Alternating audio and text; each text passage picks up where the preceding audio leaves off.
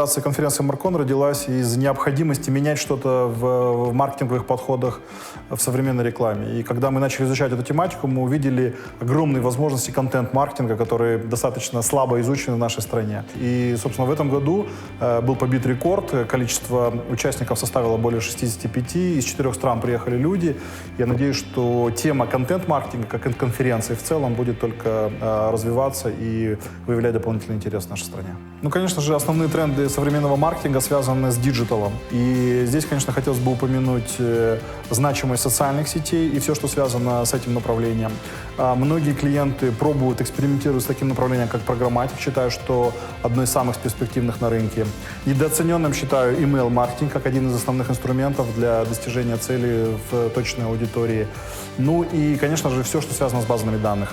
Я считаю, что в целом Big Data становится одним из самых основных ключевых элементов маркетинга будущего. А вот все, что касается автодозвонов и СМС-рассылок, я думаю, что в этой связи ключевые показатели, эффективность скорее и более подробнее, детальнее расскажут представители сотового оператора.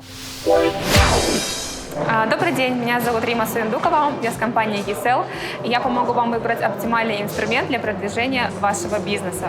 И моя главная рекомендация – это услуга Direct Marketing. Она заключается в информировании абонентов, подключенных к бонусной программе Smart, давших согласие на получение информационных сообщений рекламного характера, а также на сбор и обработку персональных данных. Информирование абонентов в рамках такой услуги реализуется путем отправки СМС-сообщений и телефонного обзвона IVR. У нас существует ряд критериев по выбору целевой аудитории, такие как доход, пол, возраст, тип и бренд абонентского устройства, а также интересы. К примеру, пол можно определить путем анализа количества звонков и сообщений в такие праздники, как 8 марта и 23 февраля. А интересы можно определить путем анализа веб-сайтов, которые посетил абонент. Стоимость СМС при такой рассылке варьируется от 10 до 15 тенге, в зависимости от количества сообщений, до 400 тысяч человек. За каждый параметр таргетирования добавляется от 5 до 15 тенге.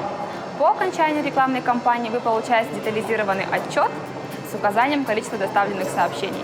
Резюмируя сказанное, я хочу сказать, что услуга Direct Marketing – это одна из множества услуг компании eSell для более релевантной рекламной кампании и повышения конверсии.